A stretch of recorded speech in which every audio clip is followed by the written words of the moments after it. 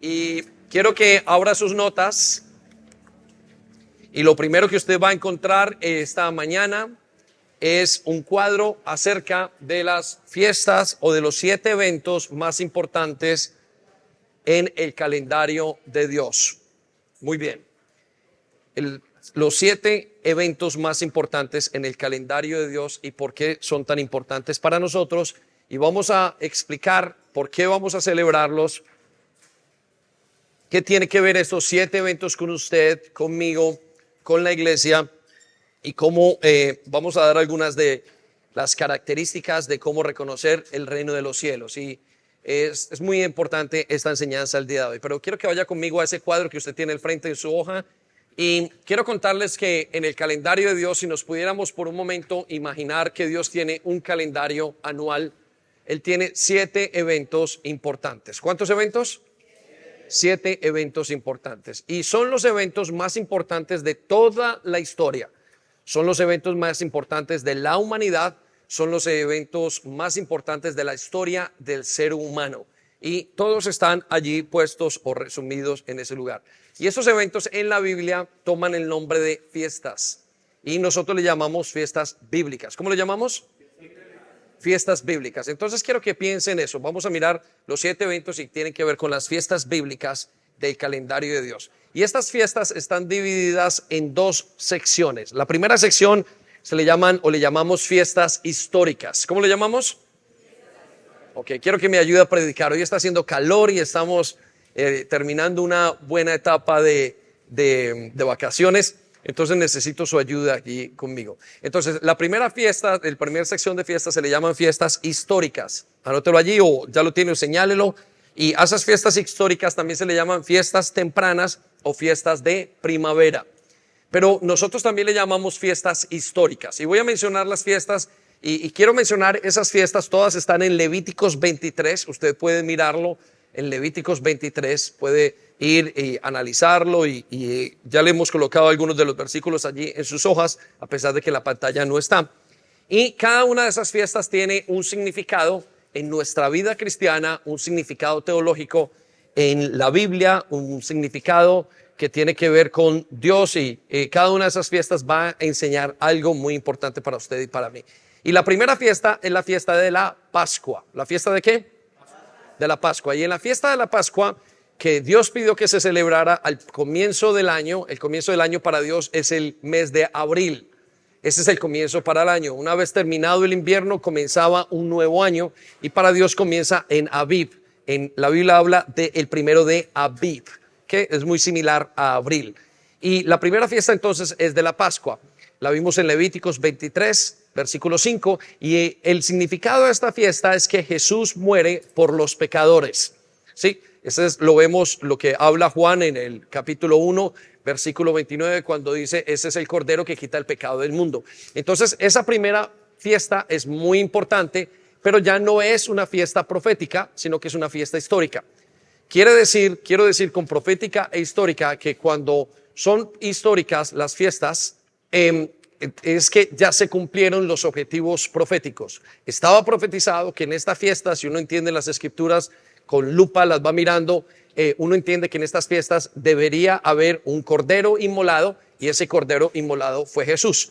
La segunda fiesta nos habla de los panes sin levadura. ¿De los panes qué? Sin levadura, y comienza el día inmediatamente después de la Pascua, lo que nosotros llamamos el Viernes Santo. Ese día debería haber comenzado, ese día se llama el día de la Pascua y el día siguiente se llama el día de panes sin levadura. Y en esa fiesta lo que pasó, lo que ocurrió es que Jesucristo fue sepultado y quitó el poder del pecado. Significativo para nosotros, es una de las partes más esenciales. La tercera fiesta es la fiesta de los primeros frutos. Y la fiesta de los primeros frutos, que la encontramos en Levíticos 23 también, tiene que ver con la resurrección de Jesús y el vencimiento o la derrota de la muerte. Yo quiero que usted piense, esas 3 fiestas son lo que en nuestra cultura se conoce como la Semana Santa, pero que realmente, bíblicamente, se llaman las fiestas bíblicas de Dios. No, ni siquiera son las fiestas judías, sino que se llaman a las fiestas del Señor. son las fiestas más importantes. Pero unos días después después de la última fiesta de esa Semana Santa, tenemos algo que conocemos la gran mayoría como Pentecostés. ¿Cómo qué?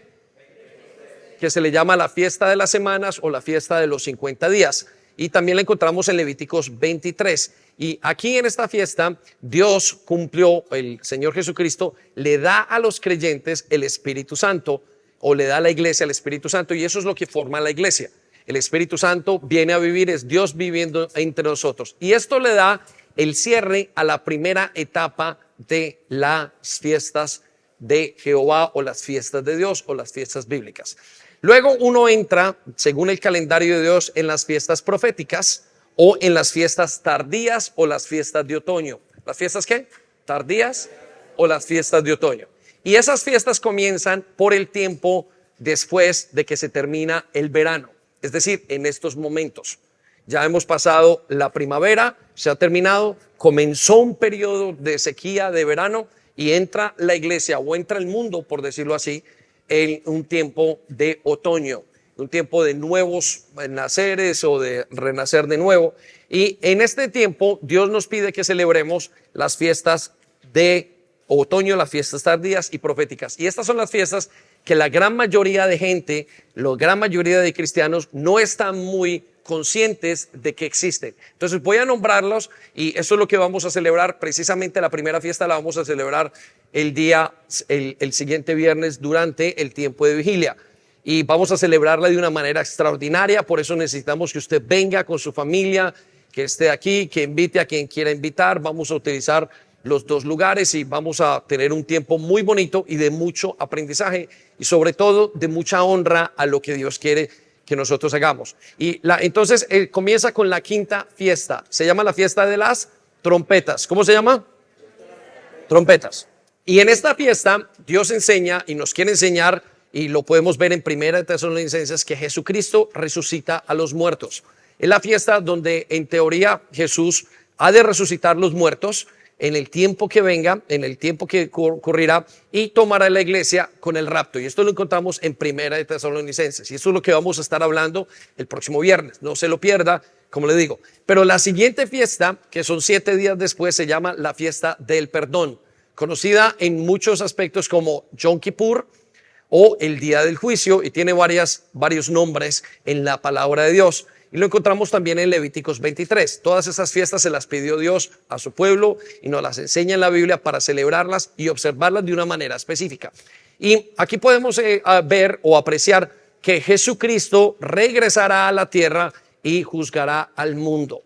Y eso lo encontramos, parte de eso, base en 2 de Timoteo 4:1. Usted tiene allí esas bases bíblicas y por supuesto que hay mucho más que Dios va a hablar acerca de eso. Pero esa será la sexta fiesta. Y algunos de ustedes no lo conocen, pero es una fiesta muy importante. Será el momento donde Dios coloque el orden entre el mundo y en el caos en el que estamos. Y por último tenemos una fiesta muy bonita, muy alegre, que se llama la fiesta de los tabernáculos. ¿Cómo se llama?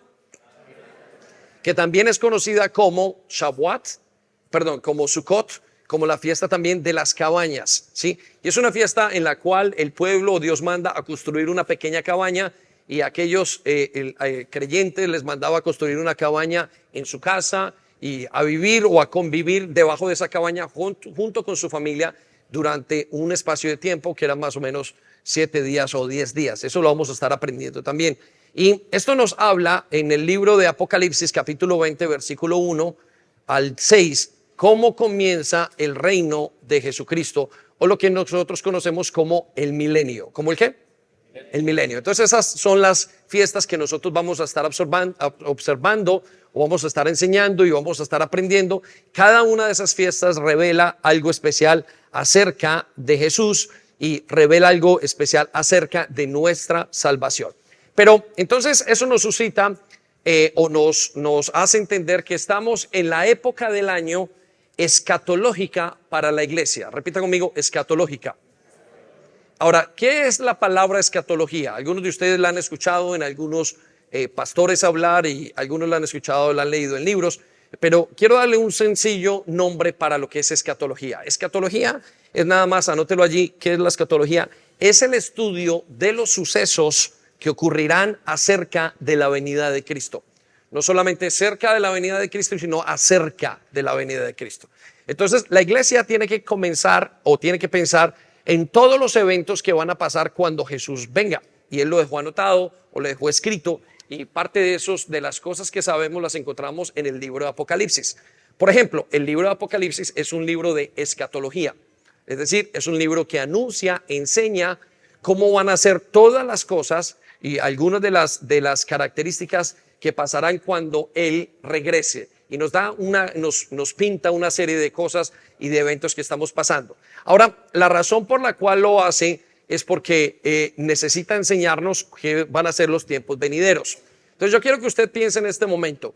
Dios no dejó a la iglesia sin conocimiento, sino que dejó a la iglesia con una expectativa muy grande.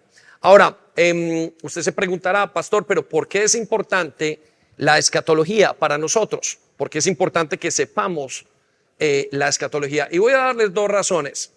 Pero antes de darle dos razones, quiero darles un ejemplo que hablé en la primera reunión que me parece digno de enseñarlo. Y es un ejemplo muy sencillo. Y quiero que usted se imagine en este momento dos trabajadores de una fábrica. ¿Sí? Uno de los trabajadores va a ganar £1 al día, ¿sí? Por hacer y por mirar un producto de esos que van pasando en una hilera y van simplemente pasando. Los dos trabajadores van a hacer el mismo trabajo, vaya la redundancia. Se van a dedicar a las mismas cosas. Los dos tienen que ver el producto, los dos hacen lo mismo, los dos entran en el mismo horario, son horarios de 8 horas cada uno y cada uno de ellos tiene que llevar ese trabajo a cabalidad. Los dos van a hacer lo mismo, pero la diferencia, tienen los mismos términos, la única diferencia es el pago que les vamos a dar.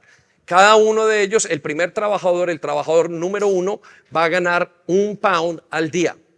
Y el trabajador número 2 va a ganar £1,000 en el día. ¿Sí? Bueno, estos dos trabajadores, quiero que piensen esto, se encuentran en la hora del descanso. Han salido al break y se sentaron los dos trabajadores a conversar. Y la actitud del trabajador que va a ganar £1 al día es: qué trabajo tan tedioso. Estoy aburrido con este trabajo. No quiero continuar. ¿Cuánto desearía en conseguir otro trabajo? Hasta siente desilusión por lo que está haciendo. Y lo único que espera es salir rápido de la empresa. Pero ¿cuál cree usted que es la reacción del segundo trabajador? El segundo empleado va a decir: qué maravilla. Por hacer esto me pagan 1,000 libras al día. Ese trabajador va a decir: bueno, y si vengo un poquito más temprano me van a pagar más. Y va a comenzar a esperar, y su expectativa va a ser mucho mayor de cualquier otra expectativa que tenga el otro trabajador. Quiero decirle que, a pesar de que es un ejemplo en lo financiero, esta es la historia del creyente. Aquel creyente que no espera nada no se esforzará, no tendrá pasión por la vida. No esperará nada, porque al fin y al cabo no hay nada que esperar en esta vida. Pero aquel creyente que conoce las verdades bíblicas, lo que puede esperar, lo que le espera, el reino venidero, todas las características de ese reino, se va a esforzar a vivir su vida conforme al evangelio, se esforzará para hacer lo mejor que pueda, intentará vivir su vida con una pasión que nadie se la podrá quitar. No importa si vendrán días que son difíciles, él va a estar allí porque le espera una gran recompensa. Y esa es la historia de los creyentes. Y usted tiene que estar en uno de los dos lugares. Si usted conoce lo que le espera, o si usted no conoce. Si usted no conoce lo que le espera, o si usted sabe de esta salvación tan grande que nos espera. Bueno, estas fiestas bíblicas nos hablan de una salvación muy grande. Denle un aplauso al Señor porque es maravilloso lo que nos dice. Entonces quiero que piensen esto. ¿Es usted una de esas personas que está esperando grandes cosas del Señor? Bueno, el libro de Apocalipsis y estas fiestas bíblicas nos van a revelar. Pero quiero darle dos razones añadidas a esto. Hay muchas más, pero dos razones para conocer la escatología. La primera razón o la siguiente razón es que Dios quiere que usted entienda el plan de salvación. ¿Sí? Repita conmigo: el plan de salvación. Y quiero que piensen esto. Usted está hoy sentado, esa jovencita que está arriba sentada, no está sentada allí porque su papá le enseñó el evangelio. Usted no está aquí simplemente porque lo escuchó en la radio, porque nos está escuchando los fines de semana. Eso es una pequeña parte del evangelio. Pero verdaderamente el evangelio tiene mucho más que está detrás de escenas. Y tiene algo que se llama el plan de salvación. y que se ha llevado desde la misma comienzo del ser humano, de la creación del mundo, hasta el último de los días que nos habla el día de Génesis, o hasta la eternidad que nos habla el libro de Apocalipsis. Entonces, quiero que piensen esto. Eso se llama el plan de salvación. Y cuando usted conoce el plan de salvación, por qué usted está allí en este momento y a dónde va dirigida su vida va a cambiar totalmente. Usted se dará cuenta que usted no es simplemente una pequeña pieza, sino que usted está detrás de un gran engranaje que se llama el plan de salvación de Dios. Entonces, usted no está sentado allí porque usted acaba de llegar o porque usted dijo esta mañana voy a ir a la iglesia. No, usted está sentado allí porque Jesús murió, pero Jesús murió por un gran plan de salvación. Y eso es una de las razones importantes por las cuales usted tiene que conocer estas fiestas y el significado. Pero la siguiente razón que le quiero dar es porque esto es parte de su esperanza. ¿Sí? Anótelo allí. Entender los tiempos venideros es parte de su esperanza. Pablo hizo una declaración muy importante. Si Jesús no resucitó, vana es nuestra fe. Si estas cosas de las cuales vamos a hablar en los siguientes días como iglesia no van a ocurrir y no son mentira, no pueden ocurrir, quiero que sepa que lo que usted está haciendo hoy en su vida cristiana no tiene ningún sentido. No hay ninguna base para creer. Pablo lo dice de esta manera: si Jesús no resucitó, entonces vana, es decir, no tiene sentido nuestra fe. Y la Biblia nos menciona y nos dice que la fe tiene sentido. En estas cosas, en esto que vamos a ver, en estas fiestas bíblicas, están las bases fundamentales de nuestra fe. Jesús murió, cómo resucitó, su Santo Espíritu, el llevarnos, el gran juicio sobre la tierra y el gran milenio. Estas son las bases. Si usted pudiese llevar algo del Evangelio en su vida y simplemente aprende estas 7 bases de la Biblia y lo que hablan, usted podría vivir su Evangelio sin ningún problema. Estamos hablando si usted está en Cristo. Entonces es muy importante que usted entienda esto. Ahora, voy a llevarlo entonces a la base de la escatología, a una de las bases de la escatología. Y la encontramos en Daniel 2:44. ¿En dónde la encontramos? Daniel 2:44. Y quiero que lo pongamos en pantalla y vamos a leerlo juntos y rápidamente vamos a hacer una pequeña exégesis de la Biblia. Y la exégesis de la palabra de Dios se hace haciendo preguntas. Usualmente, cuando usted lea un texto y quiere aprender algo, haga preguntas acerca de ese texto. Pero voy a llevarlo rápidamente para que lo leamos entre todos. Léalo conmigo, Daniel 2:44. Y escucha lo que dice: durante el gobierno de estos reyes. Léalo conmigo. Más tranquilos, más fuerte. Durante el gobierno de estos reyes, el Dios del cielo establecerá un reino que jamás será destruido, al que nadie jamás podrá conquistar. Este reino de Dios destruirá a todos estos reinos, pero Él mismo permanecerá estable para siempre. Denle un aplauso, Señor. Eso es palabra de Dios. Daniel, el profeta Daniel es considerado el hombre que ha dado a la profecía de la Biblia, es decir, lo que va a pasar en los últimos tiempos y en todo eso que estamos hablando de la escatología, como la columna vertebral. Anótelo allí. Él es la columna, o él ha puesto la columna vertebral. Y una de los pocos versículos en la Biblia que abrevia todo lo que Dios va a hacer, está en este versículo que acabamos de leer. Y este versículo es muy importante porque este versículo es el que nos va a decir hacia dónde vamos, qué vamos a hacer, y habla a grosso modo. Aunque nosotros vamos a sacar algunas piezas en unos momentos, yo lo voy a llevar a que usted conmigo analicemos. Entonces allí tiene un cuadro para analizar, para el análisis escatológico de Daniel 4. Y quiero que respondamos estas 5 preguntas muy rápido. Mira, la primera pregunta es ¿cuándo? ¿Cuándo pasarán estas cosas? Y escuche lo que dice, anótelo allí. ¿Cuándo pasarán? Durante el gobierno de estos reyes. Y quiero enseñarle qué significa eso. ¿Cuándo pasarán estas cosas? Él dice, durante el gobierno de estos reyes. Cuando Daniel estaba escribiendo y estaba inspirado en esta profecía que estaba dando en ese momento, Daniel vio esos reinos en ese momento. Él estaba en el tiempo medo-persa. Sí, repita conmigo, medo-persa. Y Daniel estaba viendo a futuro. Dios le había mostrado, precisamente por un deseo de Daniel en ese momento y una inspiración de la palabra de Dios, le estaba mostrando años antes. En Daniel podemos ver, en el mismo libro de Daniel, vemos la muerte y resurrección de Jesús. Vemos como inclusive temas como Alejandro Magno entró a la ciudad a la Jerusalén y no la destruyó, precisamente porque conocía y sabía lo que estaba escrito, le contaron lo que estaba escrito acerca de él. O sea que nos muestra de una manera muy providencial cómo ocurrieron o cómo ocurrirían las cosas en el futuro. Entonces, Daniel está hablando de algunos gobiernos de estos reyes. Ahora, la palabra no es reyes, en este momento ya tenemos hay muy poquitos reyes, pero la palabra en la Biblia de reyes también es gobernantes. Repita conmigo, gobernantes. Anótelo allí si quiere. ¿Qué significa gobernantes? Habrá un momento donde se esté gobernando, y la Biblia nos habla en otras profecías que será un momento como este. Estos son momentos ideales para la venida del Señor. El Señor podría venir en cualquier momento, y estas fiestas que vamos a celebrar podían estar ocurriendo y dejarían de ser proféticas y se volverían historias, porque ya pasó, históricas. Ahora, la segunda pregunta que nos hacemos es ¿quién? Y la respuesta es el Rey del cielo. El Dios del cielo lo va a hacer.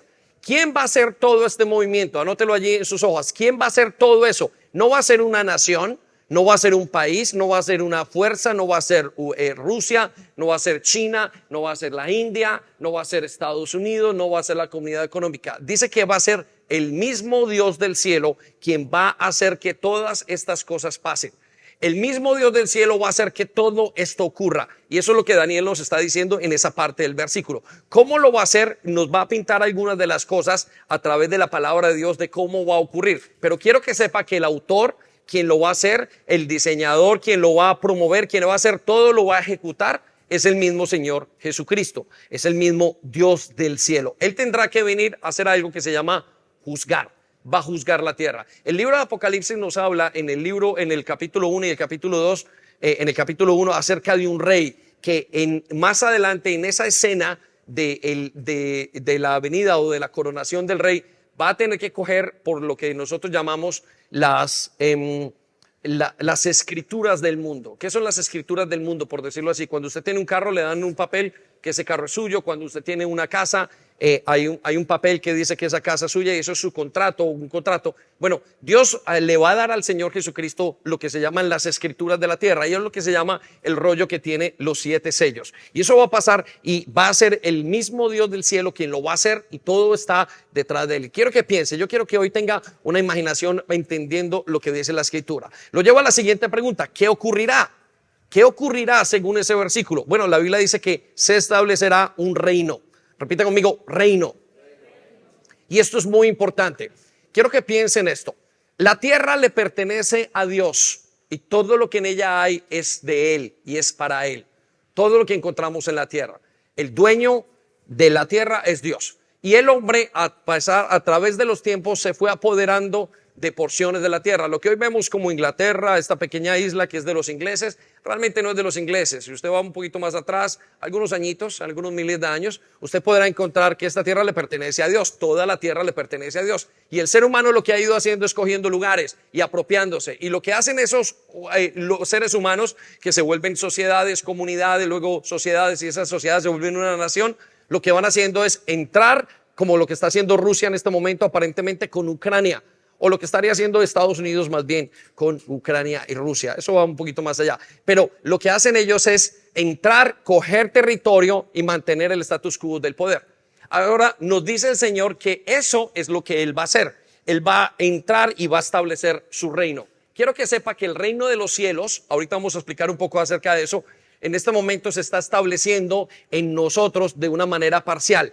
Y no está establecido totalmente. Si el reino de los cielos y Dios fuera el rey en este momento, el resultado sería muy diferente. Si Jesús estuviera gobernando en este momento, no estaríamos con tantos problemas con los crímenes, con los hijos, con las familias, con las sociedades enteras. No estaríamos con tanta enfermedad, no estaríamos con enfermedades si Dios fuera la persona que gobernara en ese momento. Entonces la Biblia nos dice quién está gobernando. La Biblia nos dice que el que está gobernando es ¿quién? Satanás, que está gobernando, el príncipe le llama, de este mundo, y que Dios solamente está gobernando en los corazones de aquellos que le dejan gobernar. Y eso obedece al plan de salvación de Dios. Ya lo vamos a explicar en un momento. Entonces lo llevo a la siguiente parte. ¿Cómo va a pasar? ¿Cómo va a pasar en esta pregunta que nos hacemos del análisis escatológico? Bueno, la Biblia nos dice que este reino destruirá a todos estos reinos. Anótelo allí. El reino de los cielos destruirá a todos otros reinos. Y aquí tenemos la foto de lo que hemos visto históricamente. Los españoles llegando a Latinoamérica, los ingleses llegando a África, los rusos llegando a las siguientes partes, Francia. Usted nómbrelo, usted imagíneselo en este momento. Dios va a llegar a establecer su reino. ¿Cómo lo va a establecer? Destruyéndolos. Va a haber una destrucción. Ahora, algunos de ustedes que son humanistas y dirán, no, es que Dios no lo está haciendo bien. Él debería respetar a las pequeñas comunidades. Usted está equivocado. Cuando Dios venga a juzgar, repita conmigo, juzgar, va a juzgar con justicia. No es el juicio de los demás, no es el juicio que nosotros hacemos. Mire, quiero que sepa una cosa, y esto es un principio que usted y yo tenemos que entender. Si Dios es juez y es juez justo, como nosotros y la palabra de Dios nos dice, quiere decir que es un buen juez. Y para que haya un buen juez, tiene que castigar la maldad. No puede haber un buen juez justo y ecuánime sin castigar la maldad. Sí, usted tiene que entender eso. Cuando usted ve un juez y hubo una persona que hizo un crimen y el juez dice, bueno, dejémoslo ir, ese es un juez malo. ¿Por qué? Porque el hecho de que él sea juez tenía que llevarlo a castigar la maldad. ¿Estamos? Entonces Dios tiene que venir y va a venir como juez y tendrá que castigar la maldad. Y la maldad la va a castigar. Uno de los efectos de castigar esa maldad es que va a haber destrucción. No va a haber nada. Eso es lo que se llamará la gran tribulación, y es lo que la Biblia nos habla como el momento, quizás lo conoceremos como históricamente como la Tercera Guerra Mundial. Sí, un momento de los momentos, el momento más angustiante que pueda haber pasado sobre la humanidad. Quiero que lo piense unos segundos. Piense en el momento más angustiante de su vida y multiplíquelo por 1000. Y aunque le dé ese 1000, yo quiero que sepa, no se compara al momento en el que vendrá la gran tribulación. El momento donde venga el Señor Jesucristo a juzgar, va a haber un sufrimiento tan grande que el mismo Señor nos dice, miren, iglesia, quiero que sepan, nadie ha visto esa clase de sufrimiento antes y nunca más se va a volver a repetir.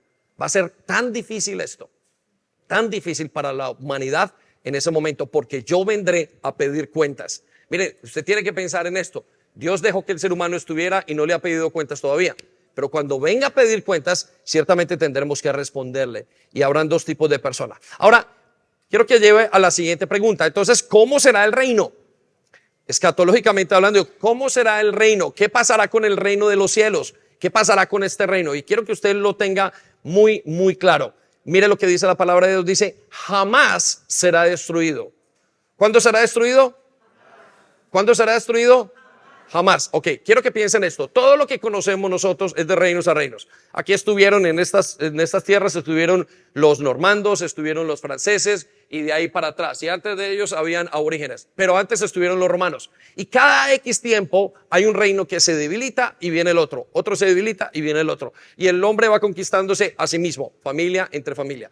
Pero el reino de los cielos, lo que nos está hablando aquí, es que dice jamás será destruido. No habrá cómo destruirlo, porque es un reino indestructible. Y esa es la esperanza que nosotros tenemos. Pero note lo que sigue a continuación. Dice, y nadie podrá conquistarlo. ¿Quién lo podrá conquistar? Nadie. Quiero que circule esas palabras. Esos superlativos. Nadie podrá conquistarlos. Nadie podrá conquistarlos. No habrá un rey que se ponga, no habrá una nación, no habrá un ejército, no habrá una sociedad, no habrá nadie que se pueda poner ante el reino de los cielos, porque va a fallar. No van a poder hacerlo, no van a poder los americanos, no van a poder, con que usted lo diga, no van a poder, ni todos los seres humanos juntos podrán detenerlo, podrán conquistarlo. Y aquí viene el punto siguiente, y permanecerá para siempre. ¿Para cuánto va a permanecer? Para siempre. Entonces, el reino de los cielos, dice el Señor y nos ha prometido que nada lo va a quitar, va a permanecer para siempre. Ese reino va a estar aquí para siempre. Y ese reino es lo que Dios nos ha prometido. Parte de la esperanza que usted siga a Jesús no es venir a la iglesia y tener una buena relación con la gente de la iglesia. No, la esperanza que usted tiene en Jesús es algo más allá. Va mucho más allá. El tiempo que vivimos, estos 80 años que se viven en esta tierra, no se comparan con la eternidad que tendremos que vivir, y tendremos que vivirla en un reino, en un reino especial, en un reino dado por Dios. Y esa es la promesa. Quiero que sepa que cuando Dios le ha prometido, Jesús le promete seguirlo, le está prometiendo es un reino. Eso es lo que le está prometiendo. Conozca su esperanza. Qué maravilloso es que nos estén prometiendo un reino. Denle un aplauso, Señor.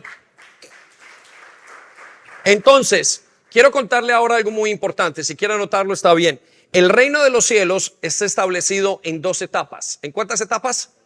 En 2 etapas. La primera etapa comenzó hace 2000 años. ¿Hace cuánto?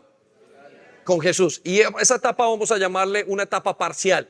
¿Qué significa esto? ¿Cómo eran las cosas hace 2000 años y cómo se comenzó a establecer? Quiero que usted piense en tiempos, ¿no? Cuando usted habla y tiene una cuestión con un abogado, usted le dice, bueno, comenzamos ahora, pero ¿cuándo me dan los papeles? Cuando usted compra una casa, bueno, comienzo ahorita y ¿cuándo termino de pagarla? Cuando usted comienza un trabajo, dijo, comienzo ahorita en la mañana y ¿a qué horas termino? Quiero que piense en esa base. La salvación está en 2 etapas. Ese plan de establecer el reino sobre la tierra tiene 2 etapas. La primera etapa es está en la primera venida de Cristo, y ocurrió cuando Jesús vino por primera vez. Y en esa ocasión Jesús vino a servir. En esa ocasión Jesús vino a salvar. Jesús vino a estar sobre la tierra. A esa ocasión o lo que hizo Jesús en esa etapa fue que comenzó a predicar la salvación por gracia para los pecadores, para usted y para mí. Entrenó a sus discípulos, murió, resucitó y ascendió a los cielos. Eso es parte de esa primera etapa. Esa etapa él vino por gracia. A esa etapa se le llama la etapa de la gracia. ¿Cómo se le llama? La etapa de la gracia. Y esa etapa va a terminar cuando Jesús regrese y cuando la iglesia termine de hacer un trabajo que está haciendo. Miren, la Biblia dice que las puertas se cerrarán. Vamos a abrir eso y eso lo vamos a ver en la segunda, en la sexta fiesta, la fiesta del Día del Perdón, que las puertas se cerrarán en un momento dado. Y la Biblia habla de un número. Dice, no, nadie sabe cuál es el número, pero él mismo dice, el mismo Señor Jesucristo dice, cuando entre el número de los gentiles. ¿Cuándo entre qué? Es decir, cuando la iglesia llegue a un número que nosotros no sabemos, entonces ya será el tiempo de recogerla y vendrán los tiempos que vendrán. Nosotros no sabemos cuándo será eso, pero Él sí lo sabe. Entonces, esa etapa, la primera etapa, va a ser de esa manera y va a ser parcial. Quiero que piensen esto. Dios lo está rescatando, Dios nos salva de uno en uno. ¿Sí? Quiero que analice esto por un momento. Dios va uno en uno. Este es un trabajo de esos que son a mano, son artesanales. El plan de salvación es artesanal, es mano a mano. Dios no llama a todo el mundo en su familia, sino que va llamando y tocando las puertas uno a uno, al papá, a la mamá, a los hijos. Y quien le vaya abriendo y va trabajando uno a uno en esa persona. Y eso fue uno de los problemas que tuvieron los primeros discípulos. Pedro y los discípulos que acompañaron a Jesús pensaron que la salvación de Dios, y los mismos judíos, y es una de las razones por las cuales ellos piensan que el Mesías no ha venido, y la razón es porque pensaron que ese Mesías iba a venir a poner en orden a todo el mundo y ya iba a poner y todo el mundo iba a creer en ese momento. Y por eso menosprecian a Jesús, porque no entienden el plan de salvación. Pero cuando hablamos del plan de salvación, Jesús lo hace uno a uno. Entonces Jesús empieza por el papá de la casa, va entrando y va haciendo ese proceso. Entonces el establecimiento del reino está parcialmente hecho en la vida, en nosotros. Recuerden, no es Dios quien gobierna, somos nosotros viviendo el gobierno de Dios en nuestras vidas, pero cuando usted sale de su casa, está gobernando Satanás y sus secuaces, ¿sí? Pero en la siguiente etapa será cuando Él regrese por segunda vez. ¿Y cómo será esa etapa? Bueno, Él regresará de los cielos, ya no vendrá a salvar, sino que vendrá a juzgar. ¿A qué va a venir? A juzgar. A algunos les duele, ay, ¿cómo Dios va a venir a juzgar? Tiene que venir a juzgar porque es juez. Si no pone en orden, entonces no estaría haciendo su trabajo como juez. Ahora, ¿cómo será? Lo veremos desde los cielos, va a poner orden al mundo, la autoridad. ¿Cómo será en la tierra? Va a haber caos, va a haber guerra, lo que les decíamos de quizás la tercera guerra mundial, y el mundo estará muy desesperado. Ahora, ¿cuándo terminará? Cuando Él ponga los pies y comience lo que se llama el milenio. Entonces, con esto en la mente, quiero llevarlo rápidamente a las características del reino de los cielos. Ahora, quiero derrumbar el día de hoy, en los minutos que nos quedan, algunos conceptos de lo que es ser un religioso y es ser lo que Dios quiere que nosotros seamos. Si Dios va a establecer un reino, entonces nosotros tenemos que comenzar a pensar como reino de los cielos. Y quiero llevarlo entonces a la primera característica para entender esto. La primera característica que usted y yo deberíamos entender es que si el reino de los cielos es un reino, entonces el reino de los cielos tiene un rey. Anótelo allí. La primera característica, tiene un rey. El reino de los cielos tiene un rey. Quiero que sepa esto. Si no puede haber reino sin rey, y no puede haber rey sin reino. Ahora, ¿qué quiere decir esto para nosotros? Y yo quiero llevarlo a la escritura. Vamos a Filipenses capítulo 2, versículo 9. Y quiero que esto entre en lo más profundo de su mente y de su alma. Quiero que esto entre a su corazón. Y quiero que le permita entrar el evangelio, porque eso es muy importante para el día a día. La gran mayoría de gente cree que Dios hizo una religión. Que cuando Dios murió hace 2000 años dijo, bueno, hoy voy a hacer una religión, voy a hacer la religión cristiana. A partir de ahora he inventado una religión. Y por eso la gente dice, ¿cuál será la mejor religión? ¿Será que me meto a los judíos, me meto a los musulmanes, me meto a los testigos de Jehová, me meto a los mormones? Y la gente comienza con una cantidad de cosas. Olvídese de todo eso. Dios no hizo una religión. Dios no vino a hacer una religión. Dios vino a crear un reino, a establecer su reino. Por eso las primeras palabras de Jesús eran, el reino de los cielos se han acercado, arrepiéntase. Es decir, Él es el reino de los cielos. Por eso usted tiene que cambiar la mentalidad de estoy en una religión. Dios no vino, de hecho, detesta la religión. Si hay alguna cosa que le moleste al Señor Jesucristo es la religión, porque la religión lo suplanta. Pero lo que Dios dice es que nosotros, Él vino para establecer un reino sobre nosotros. Y vaya conmigo a Filipenses capítulo 2, versículo 9. Mire lo que dice. Por lo tanto, ¿qué dice? No los escucho. Por lo tanto, escuche lo que sigue a continuación. Dios lo elevó. ¿Quién lo elevó? Dios. Quiero que circule la palabra lo elevó. Y dice, hay lugar máximo, al lugar de máximo honor. ¿Sí? Otras versiones dicen a lo sumo. Dice, lo elevó al lugar máximo de honor. Y sigue a continuación.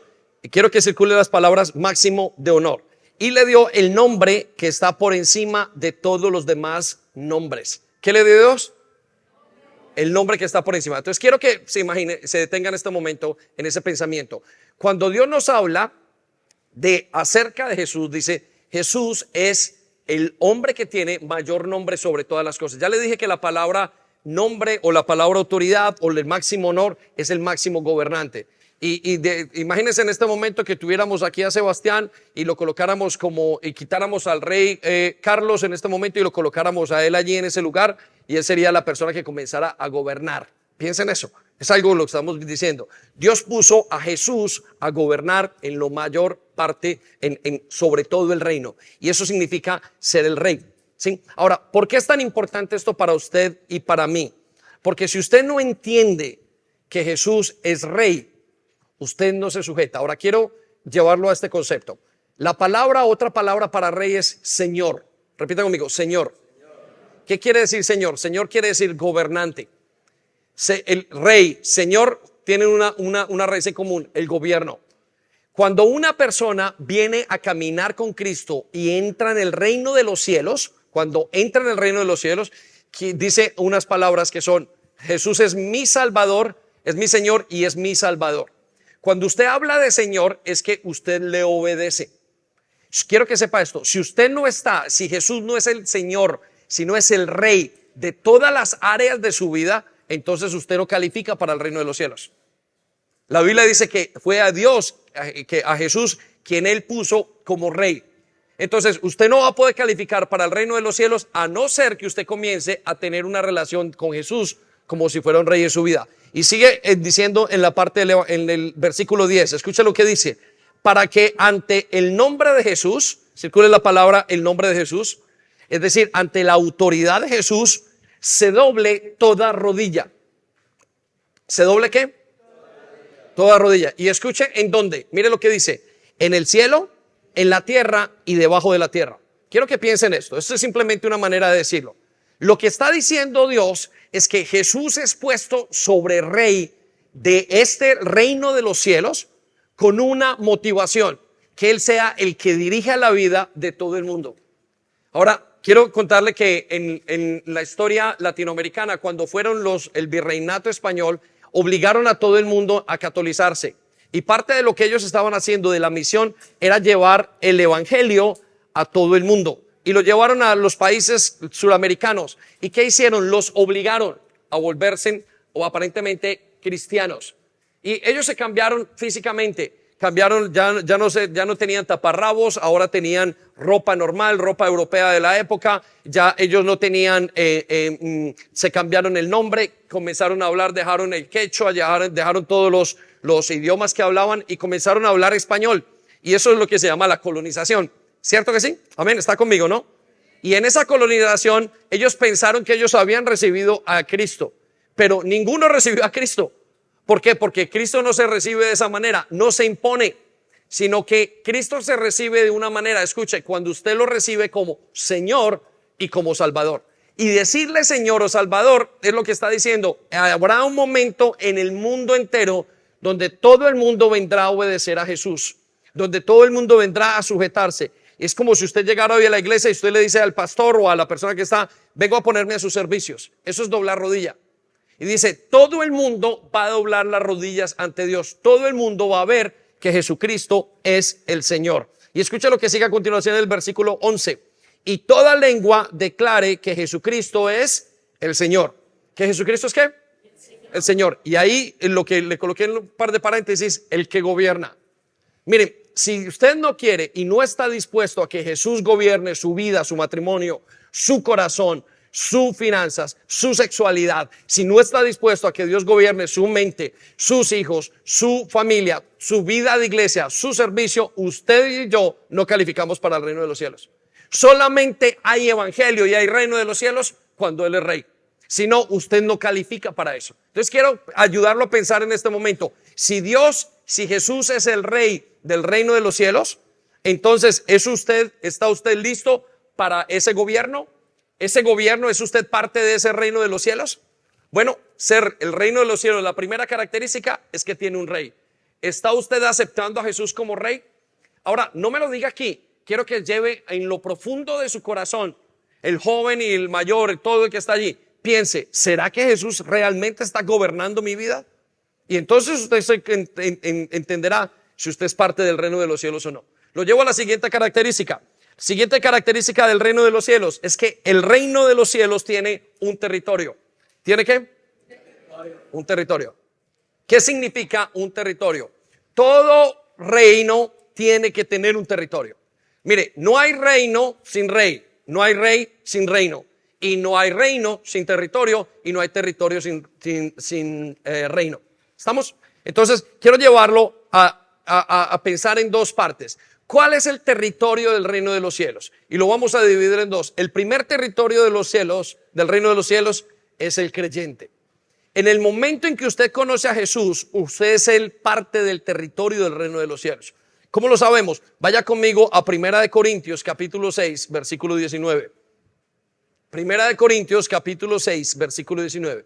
Escucha lo que dice. ¿Acaso no saben? ¿Acaso no qué? No lo escucho. ¿Acaso qué? ¿Acaso no saben? Pablo les está diciendo a la iglesia, ¿acaso ustedes no entienden que su cuerpo es el templo del Espíritu Santo? En el momento en el que usted recibe el reino de los cielos, usted pasa a ser el templo. Quiero que coloquen la palabra templo, embajada del Espíritu Santo, embajada de Dios. En el momento, en la primera parte, el reino de los cielos tiene dos partes. La primera son los creyentes. Usted es parte del reino de los cielos. Usted es un templo andando. Usted es una persona que está llena de Dios. Usted es un lugar santo de Dios. Y mire lo que dice a continuación. Ustedes han recibido al Espíritu Santo. Nos explica el por qué. Ustedes han recibido al Espíritu Santo de Dios y habita en ustedes. Entonces, el Señor nos está diciendo, el primer territorio del reino de los cielos es usted, soy yo, es una persona. Quiero que piensen en esta dimensión de lo que está diciendo. Le voy a llevar un ejemplo algo que pasó hace algunos meses, quizás un par de años, ya no lo recuerdo, en Turquía. Había un periodista que estaba siendo perseguido, creo que por Arabia Saudita, llevaba muchos años en el exilio y tenía que sacar unos pasaportes. Y él se fue para Turquía y en Turquía entró a la embajada de Arabia Saudita en ese momento, o al consulado. Y cuando entró, dicen los investigadores que nunca más volvió a salir. Lo mataron en ese lugar. Pero quiero llevarlo a que piensen esto. El reino, los turcos no pudieron entrar a investigar en ese lugar. ¿Saben por qué? Porque era territorio de Arabia Saudita, creo que era, ¿no? Es una extensión que estaba allí en ese momento. Quiero decirle, usted hoy es una extensión del reino de los cielos. No importa dónde esté, usted es parte, usted es ese templo. Por eso usted es parte del territorio del reino de los cielos. Cuando usted recibe a Jesús, inmediatamente se vuelve parte. Y dice la Biblia que la razón es porque Dios habita en usted y porque Dios va a establecer ese reino a través de su vida. Ahora, note lo que sigue a continuación. Entonces ustedes no son dueños de su cuerpo. ¿Qué dice? Mire, quiero que sepa, si usted ha decidido seguir al Señor Jesucristo, usted ya no es dueño de su cuerpo. Quiero contarle algo más, un caso, un hecho realmente, es una realidad en el ejército de los Estados Unidos. ¿Sabe que cuando usted se enlista en el ejército de los Estados Unidos, usted firma un contrato y en los primeros 10 años su cuerpo le pertenece legalmente a el gobierno de los Estados Unidos? Si cualquier cosa pasa en su cuerpo, se quiebra por alguna razón, el gobierno podía llevarlo a la justicia, podía demandarlo, y en esa demanda podía decir que usted ha dañado algo que le pertenece o que está en propiedad o bajo la propiedad de los Estados Unidos. Entonces quiero que piensen esto para que usted pueda entender quién es usted y dónde está. Usted no es parte simplemente de una iglesia y una filosofía. Ay, yo soy parte de esa iglesia y bueno, y hoy cambio y antes era cristiano y mañana soy musulmán y hago una cantidad de cosas. No, usted está en el reino de los cielos. Parte del proceso en su vida es estar en el reino de los cielos. Es otra vida totalmente diferente. Pero lo voy a llevar a la siguiente parte del territorio del reino de los cielos y lo encontramos en Zacarías capítulo 14, versículo 9. Y escucha lo que dice Zacarías 14, versículo 9. Y el Señor será rey sobre toda la tierra. ¿El Señor será qué? Quiero que circule la palabra será. Quiero que circule por un momento la palabra será. Yo quiero que su imaginación se encienda, jóvenes sobre todo y las personas nuevas, necesito que entiendan esto. Porque esto es tan importante, porque usted hoy está creando, está estructurando su teología y quién es Dios para usted. Y si usted entiende esto, los siguientes días de su vida van a ser muy diferentes, porque van a cambiar, porque su esperanza será diferente. Usted no está en un momento haciendo una labor, hay una gran esperanza que usted tiene enfrente suyo. Y escuche lo que dice: el Señor será rey sobre toda la tierra. Quiero que circule también las palabras toda la tierra. Entonces, el siguiente lugar, el siguiente parte del reino de los cielos es toda la tierra, será toda la tierra. Ahora, note lo que dice: ¿cuándo será? En aquel día. ¿Cuándo será? En aquel día. Circule las palabras, en aquel día. ¿Cuál será ese día? Un día como en una de las fiestas que estamos hablando. Dice, cuando Jesús será reconocido o cuando será reconocido como Dios y solo su nombre será reconocido como digno de honra y homenaje. Denle un aplauso al Señor. Esto es lo que va a venir. Muy bien, lo llevo entonces a la tercera característica. La primera característica es que el reino de los cielos tiene un rey, la segunda tiene un territorio, pero la tercera es que el reino de los cielos tiene ciudadanos. ¿Qué tiene el reino de los cielos? ¿No se escuchó? ¿Qué tiene el reino de los cielos? Ciudadanos. El reino de los cielos tiene ciudadanos. No hay un rey sin reino y no hay un rey sin reino y sin ciudadanos. No puede existir, tiene que estar. Ahora, ¿quiénes son esos ciudadanos? La Biblia dice que más grande, más alto que su cultura, que la cultura, que su pasaporte, que todo lo que usted tenga es lo que Dios le da. Mire, en la página hay páginas web donde usted mira cuál es el mejor pasaporte de todos. Y algunos hablan de unos pasaportes asiáticos, otros hablan de unos pasaportes como el alemán, que yo he escuchado, pero parece que me quedé antiguo, obsoleto en eso. Y hay una cantidad de cosas que tienen. Quiero que sepa que usted tiene ahora en Jesús un pasaporte, una identificación mucho mayor de la que usted pueda pensar. Y esa identificación que la Biblia nos dice es lo que Él nos habla, lo que nos ha dado la ciudadanía. Usted ya no es una persona ilegal. Aquellos que hemos estado en este país y que venimos y tenemos que pedir un asilo, que tenemos que pedir quedarnos ilegal o que tenemos que pedir una extensión de visa, quiero que sepa que eso es una cuestión de este tiempo, pero que Dios no tiene eso con nosotros, que nosotros tenemos una mayor ciudadanía. Esta tierra le pertenece a Dios y cuando ya vuelva el Señor, aquí no va a haber Inglaterra, allí no va a haber Francia, allí no va a haber España, allí no van a haber ningún tipo de divisiones. El único pasaporte, la única nacionalidad que se verá es la nacionalidad del reino de los cielos, la cual usted ya adquirió. ¿Cómo sabemos que la adquirió? El libro de Juan, capítulo 1, versículo 12 al 14 nos dice: a aquellos que creen en Jesucristo les es dada el derecho, escuchen lo que dice, les es dado el derecho de ser hijos de Dios. Les es dado el derecho de la ciudadanía del cielo. Y el apóstol Pablo nos dice en Filipenses capítulo 3, versículo 20. Mire lo que dice. Vaya conmigo a las escrituras. Filipenses 3, versículo 20. En cambio, ¿en qué? Ok, y cambio, hágale un círculo allí. A diferencia de los demás, a diferencia de todo lo que hayan hecho, a diferencia de las naciones que usted a veces sienta, mire, yo no sé por qué yo vengo de mi país, no sé por qué yo debería tener esto. No se preocupe, eso es temporal. Mire lo que dice esto acerca de nosotros, de sus hijos, de lo que vendrá acerca de nosotros. Dice, nosotros somos ciudadanos del cielo. ¿Quiénes son? Dice, nosotros somos ciudadanos del cielo. Quiero que anoten la palabra, circule la palabra somos. Note que no dice seremos ciudadanos del cielo. Dice somos ciudadanos, ya somos ciudadanos. ¿Dónde comenzó esa ciudadanía? Comenzó en el momento en el que usted recibió a Jesús. Jesús es su ciudadanía.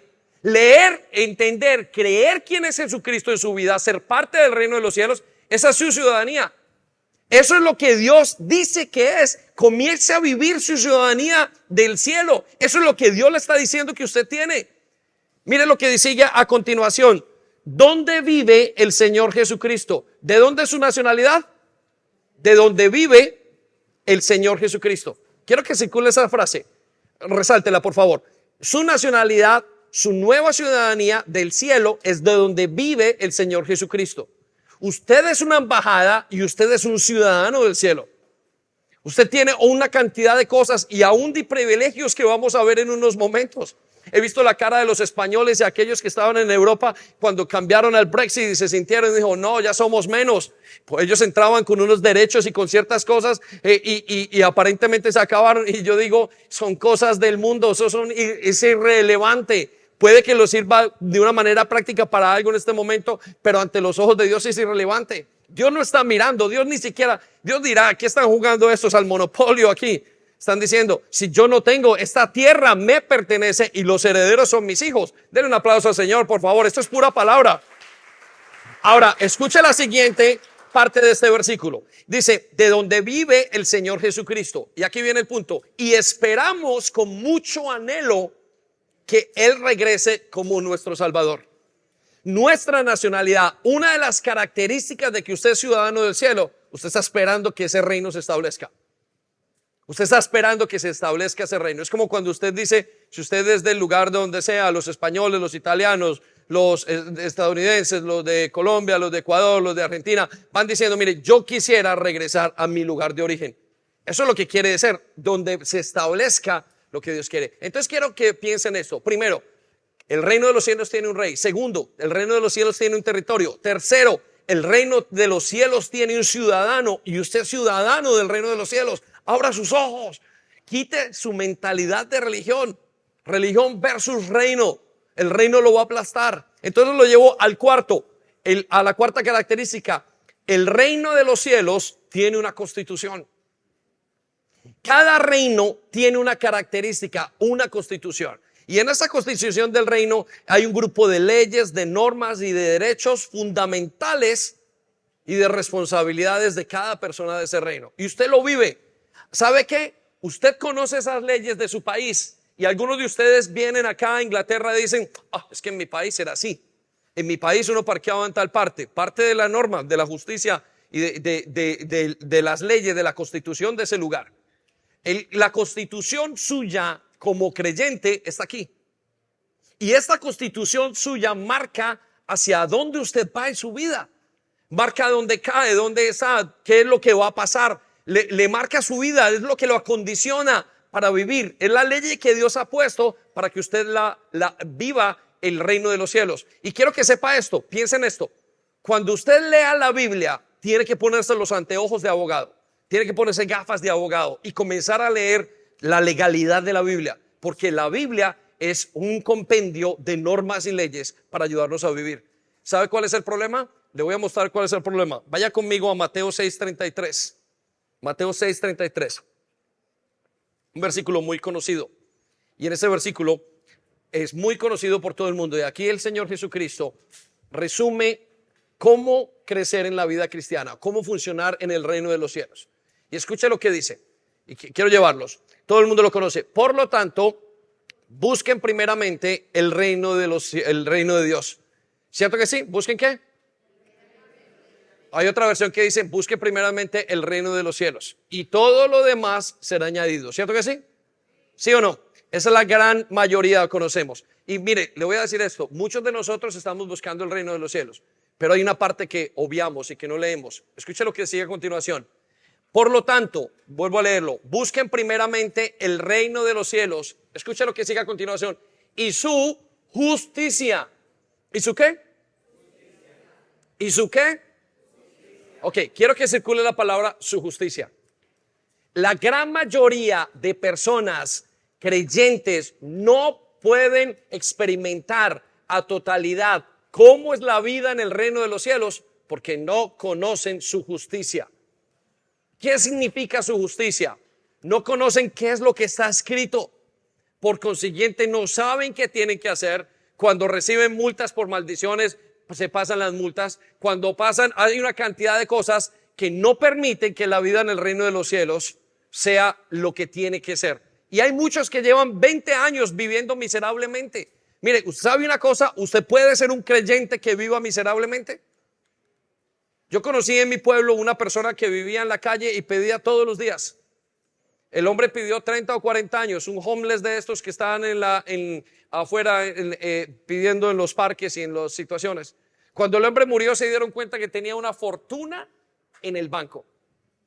¿Qué pasó con este hombre que comió tierra, comió basura durante 40, durante 50, donde 20, 10 años? ¿Sabe qué pasó? Vivió una vida miserable. ¿Y sabe por qué vivió una vida miserable? Porque no entendió la justicia, no entendía quién era.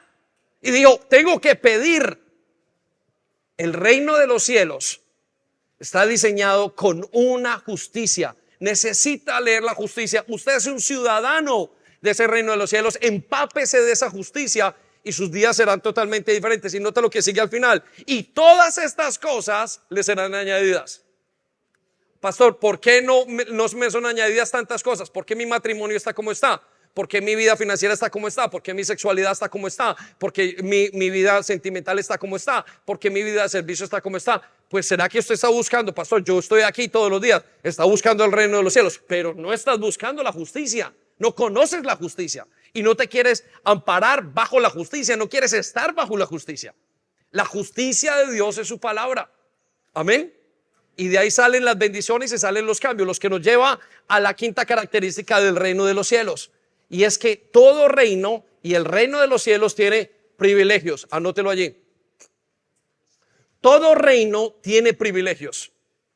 Quiero que lo entienda. Jóvenes, necesitan entenderlo cuando hagan familias, cuando tengan esposos, cuando hagan sus familias, sus casas. El reino de los cielos tiene unos privilegios. Mire, ¿sabe? Le voy a contar esto. ¿Sabe usted por qué está en Inglaterra? Porque los privilegios de Inglaterra son mejores que los privilegios de su país. Por eso está aquí. Hay mejor trabajo, privilegios. Hay mejor servicio de salud, privilegios. Aquí muchos de los jóvenes trabajan un mes y se compran un teléfono que no se podían comprar. A veces hay que mandar a esos jóvenes a vivir a nuestros países para que sepan qué es la vida. Porque tienen tantos privilegios que no saben aprovechar la vida como es. Mire, quiero que piensen esto. Cada reino tiene privilegios y el reino de los cielos tiene privilegios. Y vamos a ver los privilegios del reino de los cielos. Vaya conmigo a Lucas capítulo 17, capítulo 4, versículo 17. Dentro de los privilegios de una nación están la seguridad, su salud, el poder adquisitivo, la seguridad de los ciudadanos, la estabilidad de su estado. Usted lo puede decir. Aquí en estos países no estamos como estaríamos, por ejemplo, en Venezuela en este momento, o como están ciertos países que han caído en una crisis tan tremenda. ¿Por qué? Porque no hay un gobernante. Pero si fuera Jesús, ¿cómo será, no? Quiero que piensen. Miren, quiero que piensen esto. Todos estamos esperando un gobernante. ¿Sabe? Cuando usted se queja, o cuando usted escucha que la gente se queja, ¿por qué este país sigue así? Cuando usted escucha que la gente se queja, ¿por qué es tan sucio? ¿Por qué esto? Lo que usted está diciendo es porque no hay un orden. ¿Y sabe por qué lo está diciendo? Porque usted conoce en lo profundo, en su memoria espiritual, que hay un orden más allá de lo que pensamos. Le estaba diciendo en la primera reunión que nosotros nacimos, los que nacieron en Colombia, nacimos dentro de un conflicto armado, 70, 80 años. Pero todo el mundo quiere paz. Qué raro, si nadie conoce qué es la paz. Todo el mundo sabe internamente que tiene que haber una solución para un problema. Mire, usted sabe que tiene que haber una solución para su depresión. Usted sabe que tiene que haber una solución para su matrimonio. Usted sabe que tiene que haber una solución para su adicción. Usted sabe que tiene que haber una solución para un hijo que está en las drogas. Usted sabe que tiene que haber una solución para la enfermedad que usted tiene. Usted lo sabe, lo anhela por dentro. Es una cosa que se anhela internamente. Alguien tiene que poner esto en orden. Y esa respuesta es Jesús. Y es parte de los privilegios de Dios. Él dice, cuando ustedes vienen a mi reino, cuando ustedes parte de mi reino, ahora comienzan unos nuevos privilegios. La sanidad, la estabilidad familiar. Y hay una cantidad de privilegios que nos llevan a otras cosas mucho más grandes. Vaya conmigo entonces a Lucas capítulo 4 y mire la declaración de los privilegios. Y le dijeron, versículo 17, y le dieron el libro del profeta Isaías. Jesús lo abrió y leyó. ¿Quién lo abrió? No se escucha. ¿Quién lo abrió? Jesús abrió el libro del profeta Isaías. Y esta es la declaración de los privilegios del reino. Y quiero que usted los adopte, los ame. Mire los primeros privilegios. Versículo 18. El Espíritu de Dios está sobre mí. Primer privilegio de su vida cristiana. ¿Quién puede tener a Dios dentro de sí mismo? ¿Quién puede ser guiado por Dios? ¿Quién puede ser guiado por Dios? La Biblia nos dice, el primer privilegio, uno de los tantos privilegios, es que el Espíritu de Dios está sobre usted. Significa poder. Seguimos, porque me eligió. Siguiente privilegio, Dios lo ha elegido. Siguiente privilegio, me envió para dar buenas noticias. Me envía para dar buenas noticias. Esas noticias a los pobres. Usted tiene buenas noticias hoy. Siguiente privilegio, anunciar libertad a los prisioneros. Dígame una cosa, ¿qué país, qué nación sobre esta tierra puede declarar libertad a sus presos? ¿Quién de ustedes que está preso en este momento o de nosotros que puede estar preso ante una adicción al alcohol, a la pornografía, a cualquier cosa que usted tenga, puede ser liberado de esa cárcel? Solamente el reino de los cielos. ¿Sabe qué hace este país primermundista? Los manda a una cárcel. Y allá todos no sabe cómo manejarlo. Pero en el reino de los cielos uno de los privilegios será declarada libertad a los prisioneros. Eso es un privilegio de solamente una persona que habita y que está en el reino de los cielos. Siguiente privilegio, mire lo que dice, para devolverles la vista a los ciegos. El privilegio de devolverle la vista a los ciegos no solamente es físico. Hay cosas que usted y yo no vemos. Hay cosas que estamos enceguecidos en nuestra vida continuamente y no sabemos cómo reaccionar. Nuestros hijos, nuestra familia, somos como los burros, como los animales.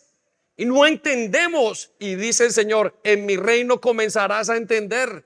Y por eso muchos de ustedes han cambiado su dinámica de vida. No lo cambiaron porque fueran más inteligentes o porque aquí hay algo mejor. Lo cambiaron porque es parte del beneficio del reino de los cielos. Por eso hoy usted se le dedica a levantar un hogar diferente. Y yo lo escucho cada rato, me dice, yo quiero levantar unos hijos diferentes. Quiero salir de esta situación de una manera diferente. Es parte de ese privilegio del reino de los cielos. Escuche lo que dice a continuación, para rescatar a los que son maltratados. Usted está maltratado por su culpa, por la situación donde está, por lo que está viviendo. Y él dice, parte de ese privilegio es rescatarlo. Este gobierno y estos gobiernos de hoy no saben cómo rescatar a los maltratados. Los tienen que poner en hospitales mentales. No lo saben, nadie lo sabe. Solamente lo sabe el Dios del cielo. Necesitamos un reino. Usted y yo necesitamos, esta tierra necesita un reino que va más allá de lo que nosotros podemos entender. Por eso cuando usted entiende que este es el reino de los cielos, usted no puede evitar esperarlo y decir, Señor, ven ya. Y muchas veces es ven ahí, independientemente de lo que yo siento, independientemente de lo que estoy esperando. Señor, ven ya, por favor, porque necesitamos una esperanza. ¿Saben cuál es el problema de muchos de los que están acá? Que están acostumbrados a vivir una vida insignificante. Usted se acostumbró a vivir una vida insignificante en su mente sabiendo que hay algo mejor. Entonces volvemos a vivir como estamos viviendo, vidas insignificantes y vidas miserables. Nos acostumbramos. Esto es todo lo que hay. Que mi esposo me maltrate todo el día. Que mis hijos hagan, que mi esposo haga. Que mi vida esté bajo una cantidad de cosas, pero de opresiones, pero cuando conoce a Dios, usted dice, tiene que haber libertad. Y no solamente tiene que haber libertad, el mismo espíritu dentro de usted comienza a decir, hay libertad, tiene que haber un tipo de sanidad. Y usted no descansa hasta que es liberado de ese tipo de maltrato y ese tipo de situación en su vida. Por eso estamos ante un evangelio, ante un reino que va mucho más allá de lo que esperamos. No nos lo da el comunismo, no nos lo da el capitalismo, no hay una filosofía que supere lo que Dios nos está ofreciendo. Y solamente pasa a través del reino de los cielos y en la relación uno a uno con Dios. Esto que estamos hablando va mucho más de lo que podemos entender. Y esos son los beneficios del reino de los cielos. Vaya conmigo el número 19. Y para anunciar a todos, escuche lo que es el beneficio. Este es el tiempo que Dios eligió para darnos salvación. ¿Quién podría decir que está en deudas?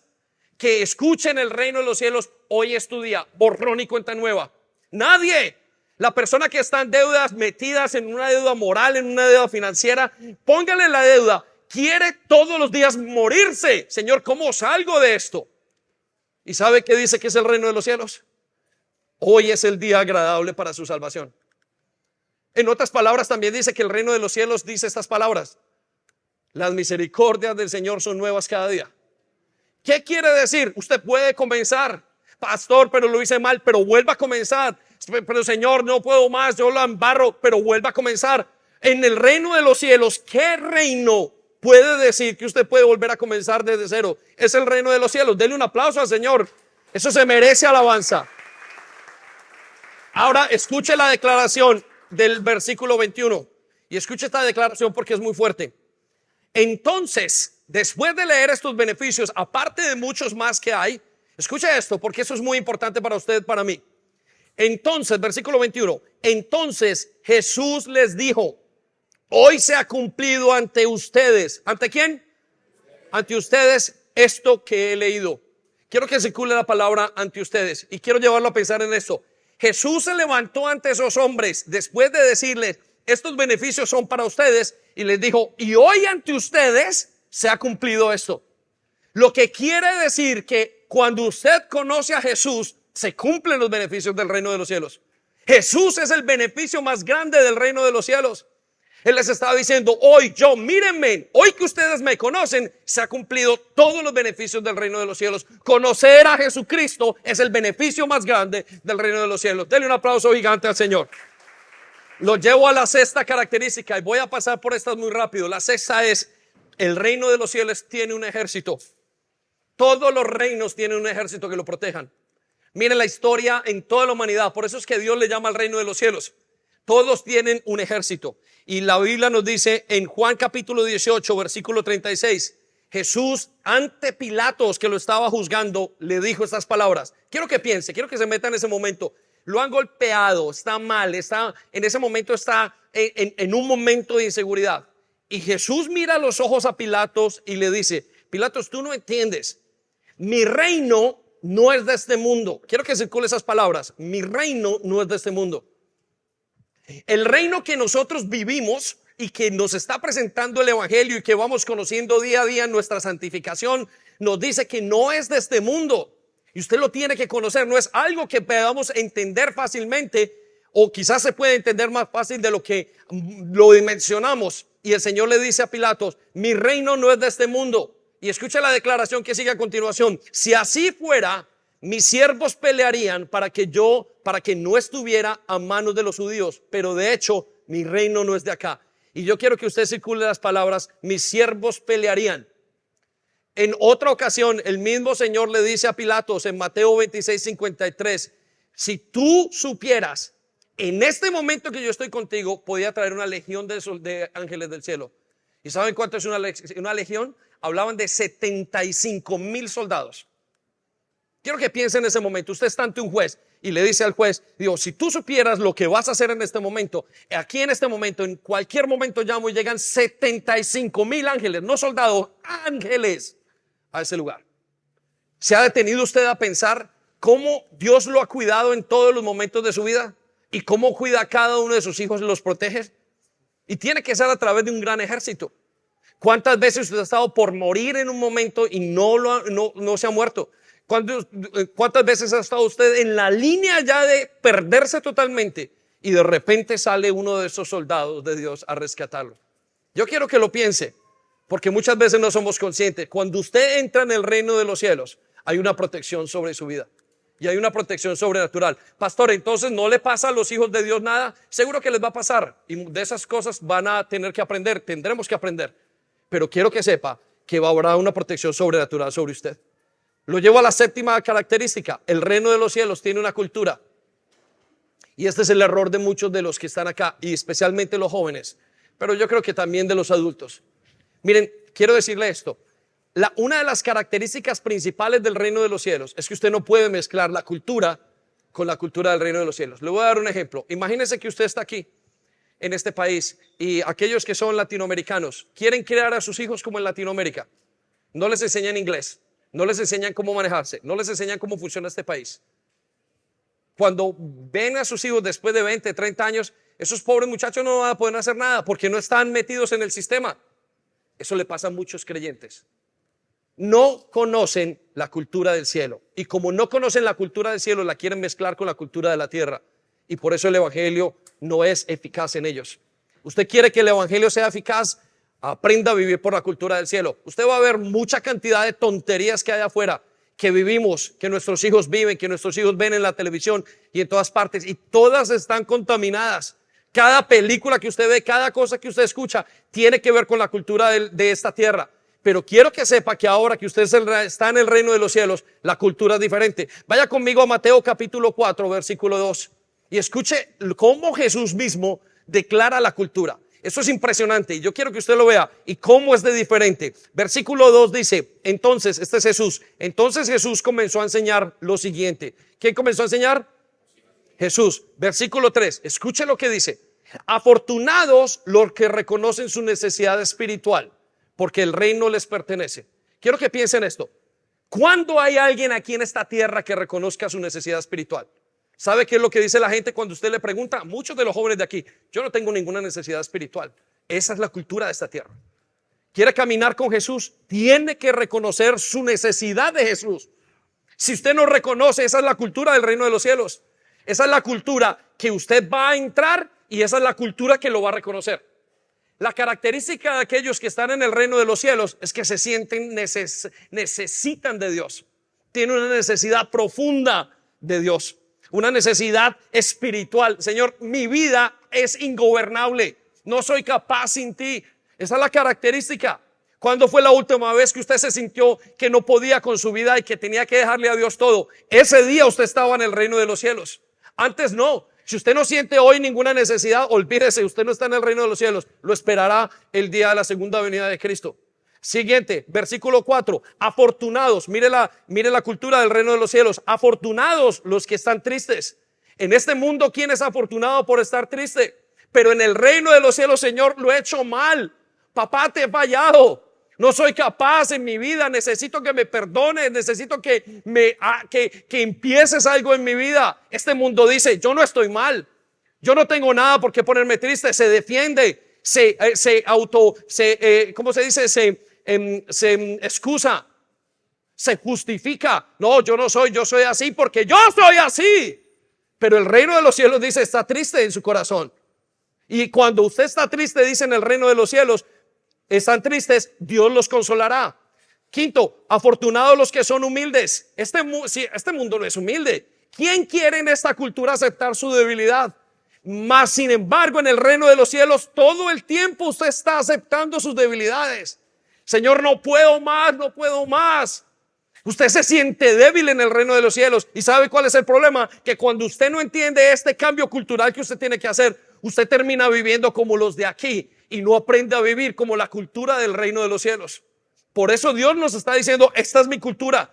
¿Quieren venir conmigo? Entonces tendrán que ser desafortunados o afortunados por ser humilde. Y dice, porque Dios les dará la tierra que prometió, será de ellos. Versículo 6, afortunados los que tienen hambre y sed de justicia. En este momento la gente no tiene hambre y sed de justicia. En este momento somos injustos. Esa es la cultura que nosotros vivimos.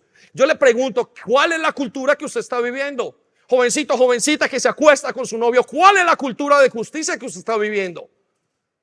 Lo que está viviendo es una cultura de condenación, está viviendo una cultura de acá. No le aterre que no vaya a poder estar en el reino de los cielos, porque el reino de los cielos necesita otra cultura. Usted necesita entrar en otra manera. Es muy diferente a lo que estamos acostumbrados. Hoy matan a alguien y usted le saca un selfie y lo manda para que todo el mundo lo vea. En la cultura del reino de los cielos usted tiene que morir por esa persona. Son dos culturas diferentes. ¿En qué cultura está viviendo usted su evangelio? Porque muchas veces no parece la cultura del reino de los cielos. Versículo 7, afortunados los que tienen compasión de otros. Se lo acabo de decir. Versículo 8, afortunados los que tienen corazón puro. Esa cultura no quiere purificar su corazón. Porque si usted purifica su corazón, ¿sabe qué dice? Van a tomar ventaja de mí. Yo no soy ningún tonto. Yo purifico mi corazón en esa iglesia. Entonces usted no es del reino de los cielos. Porque la cultura es diferente. Me hace pensar en nuestra cultura y en lo que estamos viviendo nosotros al día de hoy. 9, afortunados, versículo 9, los que se esfuerzan por conseguir la paz. ¿Sabe? Este mundo no quiere perdonar. Este mundo quiere sacar sus faltas. Tú, sin ver las suyas. Versículo 10, afortunados los que son maltratados por practicar la justicia. Usted no quiere practicar, no queremos practicar la justicia. Si es mejor tener la maldicia indígena que nuestra justicia, que la justicia de Dios. Lo que me lleva al número 8, a la octava característica de un reino y la octava característica del reino de los cielos. Piano, si me acompañas, lo agradezco. El reino de los cielos entonces tiene un propósito. Quiero que piensen esto. El reino de los cielos tiene un propósito. Si usted está en este reino, es un propósito. Mire, en estos reinos en los que vivimos, el propósito es hacer dinero. El capitalismo, que todo el mundo sea rico. El comunismo, que todo el mundo sea pobre y unos pocos ricos. Pero al fin y al cabo es un propósito totalmente diferente. Y usted lo sabe. Y la pregunta es, ¿cuál es su propósito? ¿Cuál es su motivación? Eso sabrá usted si es del reino de los cielos o no. Y le voy a decir, le voy a leer en la palabra de Dios qué es lo que dice. Colosenses 1:13 dice, pues Él nos rescató. ¿Quién nos rescató? Él, Jesús, nos rescató del reino, circula la palabra, del reino de la oscuridad y nos trasladó al reino de su Hijo amado. Está abreviando todo lo que está haciendo. Usted fue trasladado del reino de la oscuridad y lo pusieron en el reino de su Hijo amado. Está volviendo a decir, el reino, Jesús es el rey. Y lo voy a llevar entonces, primera de Pedro 2:9 en su hoja, y estamos hablando de la parte B del versículo. Mire lo que dice, ¿para qué lo escogió? Para que anuncie sus obras extraordinarias. Si quiere estar en el reino de los cielos, usted tendrá que anunciar sus obras extraordinarias. Pero no crea que es ir y evangelizar. No. Su vida, el cambio que tiene en usted, que Dios está provocando, tendrá que ser anunciado ante su esposa, ante su esposo, ante sus hijos. Eso es anunciar las obras de Dios. Cuando usted anuncia esas obras de Dios en su vida, usted se encuentra satisfecho. ¿Sabe por qué somos tan insatisfechos? ¿Por qué creemos que muchas veces el evangelio no es eficaz? Porque usted tiene el propósito que no es. El propósito es hacerse rico. Y hay algunos que nos critican, sabiendo que ese es su propósito, el de ellos. Porque usted ve en los demás su propósito.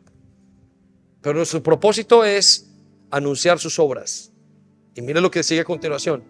Él fue quien los llamó de las tinieblas a su luz maravillosa. Yo quiero que usted se detenga a pensar en eso. ¿Sabe de dónde la raíz de su insatisfacción? De vivir para su propósito. La raíz de la satisfacción de vivir para Dios, del reino de los cielos. ¿Por qué la gente es satisfecha en el reino de los cielos? Es porque viven para la gloria de Dios. Y no hay otra cosa que satisfaga más. No importa todo el dinero que le ofrezcan. Cuando usted entiende esto, hay gente que deja trabajos en compañías, CEOs de compañías, y se cambian a servir al Señor y no les importa. Después de que tengan que comer, continúan haciendo la labor. Porque está en la satisfacción de servir a Dios. Esperamos que haya sido de bendición para ti. No olvides compartir este vídeo con otras personas para que pueda ser de bendición para ellas también. Te animamos a que te suscribas a nuestro canal si aún no lo estás, para que te lleguen las notificaciones del nuevo contenido.